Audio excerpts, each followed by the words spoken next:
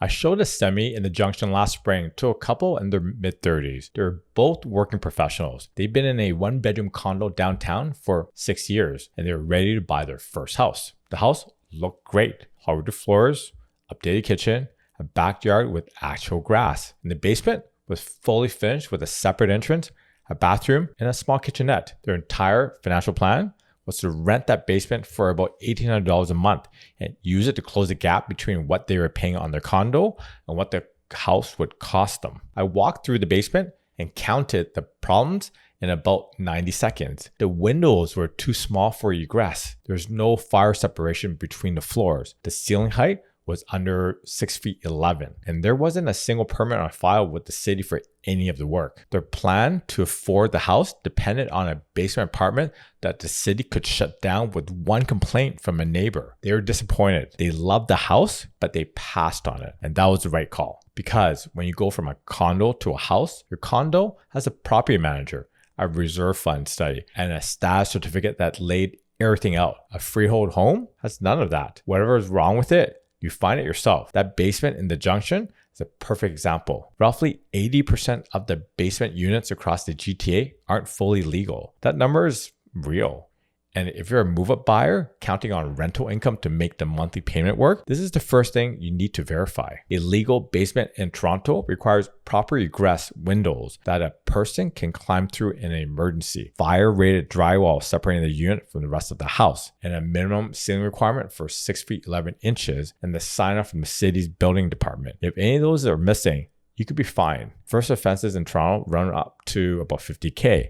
And if there's a fire in an unpermitted unit, your home insurance company can deny the claim entirely. The worst part is that the sellers don't even know. They inherited the situation from a previous owner. Check the permit history before you write an offer. Don't assume a finished basement means a legal one. And while you're down in the basement, look up. If you see a drop ceiling with those removable tiles, the first question is what's hiding above them. Drop ceilings get installed to run wiring and plumbing neatly through the tile space, which is fine, or to cover something the seller doesn't want you to see. Talk about water stains, mold, damaged joists, old pipe work. Pop one of the tiles during a showing. Your home inspector is going to do it anyways, but do it yourself on the first visit so you know what you're dealing with before you even write the offer. The other thing that those tiles hide is actually ceiling height. If the real ceiling is above them, is about 6 feet 11 inches, the basement doesn't qualify as a legal dwelling. That matters if you're planning to rent it. Let's talk about lead water service line. If the house was built before 1955, and there are thousands of these in the West End, East End, and Old Etobicoke, the pipe running from the city water to the house might still be lead. The city of Toronto has a program to replace the public side at no cost, but the private side from the property line to your front wall, that could run from about $1,500 to $3,500 plus to replace. I worked with a buyer who fell in love with a fully renovated bungalow in the East End. New kitchen, new bathroom, everything inside looked brand new. The home inspector flagged the lead service line and we went back to the seller. They wouldn't touch it. My client paid for it after closing because they wanted the house that badly. Know about the cost before you write the offer, not after you're already committed. Next, let's talk about flat roofs. Half the semis and row houses in Toronto have a flat roof section over the back addition. Most buyers glance at it during the showing and move on. Flat roofs in our climate last about 15 to 25 years, and they fail quietly. A slow leak can damage the ceiling, the walls, the insulation, and the structure before you see a single drop of water inside the house. I've seen renovations turn into full structural repairs because of a flat roof that the seller described as fine. Replacement runs about 10 to over $30,000 depending on the size and whether the deck underneath needs work too. Ask when the flat section was last done. If nobody knows, budget for it. Your home inspector will flag the obvious stuff like ponding, water, or visible cracks in the membrane. They can't see the membrane separating the edges, which is where most flat roofs start to fail. If the inspection report flags anything about the flat section, get a quote from a roofer before you close. That number changes your renovation budget. Next is asbestos. If the house was built before 1980, there's asbestos somewhere in there. Popcorn ceilings, floor tiles, pipe insulation, duct wrap, even the drywall joint compound. It was in everything for decades. This catches condo buyers off guard more than any other item in this list. You live in a condo built in 2012 to 2015. Everything was new. Now you're buying a house built in 1965 and you're budgeted $40K to renovate the kitchen and open up the main floor. What you haven't budgeted for is the $15 to $40K in asbestos abatement that has to happen before your contractor can start swinging a hammer. I've seen renovation budgets double because of this. Asbestos isn't dangerous when it's intact and left alone,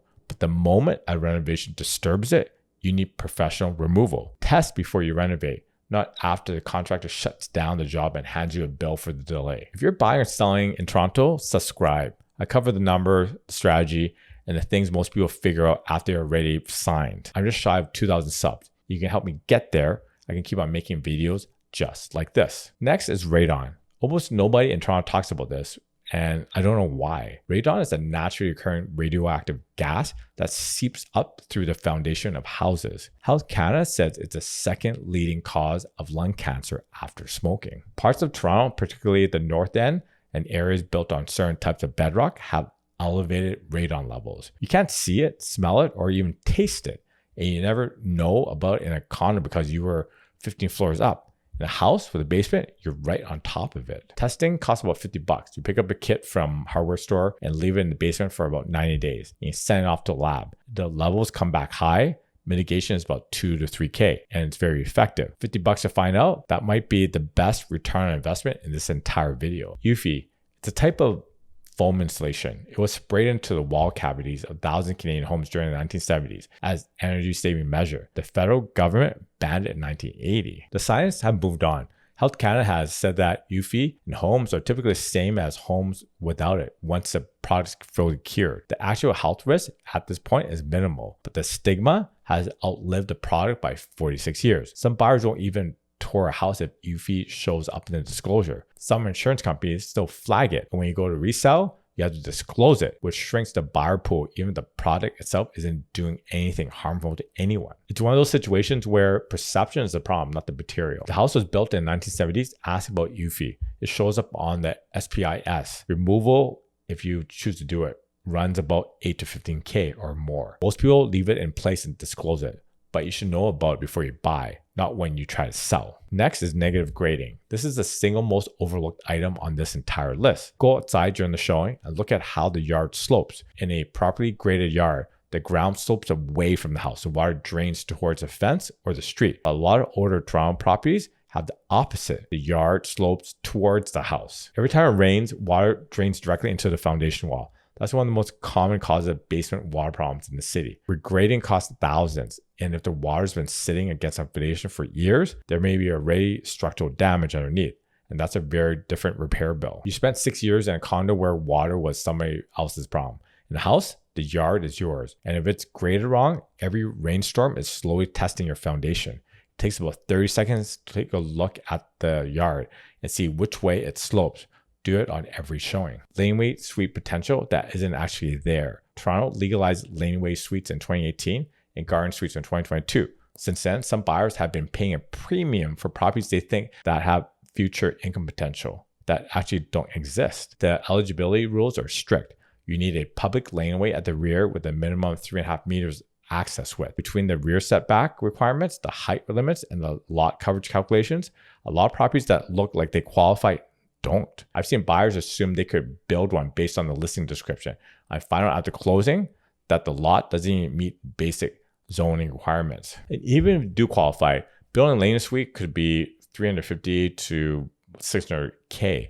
And that's not a side project. Before you pay above asking because you're banking on future rental income, have an architect or planner verify the eligibility on your specific lot. Don't take the listing agent's word for it. Outstanding work orders and liens on title. That's what we'll cover next. This one catches people at the worst possible moment, usually a week before closing.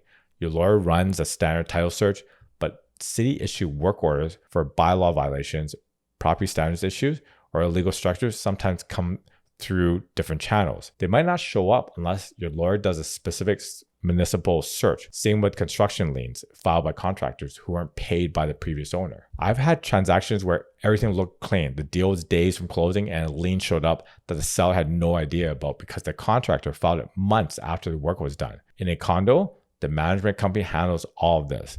The staff certificate told you about outstanding litigation, reserve fund health, and upcoming special assessments. In a freehold, there's no management company. there's no status certificate, your lawyer and your home inspector are the only safety net. Make sure they're checking everything. You're spending $800 to $1.5 mil on a house. And every one of these is something you can check before you waive your conditions. The home inspector catches most of them. Your lawyer catches the legal ones. But the yard, the flat roof, the basement permit history, and the radon test are things you have to ask about yourself. Nobody's going to bring them up for you.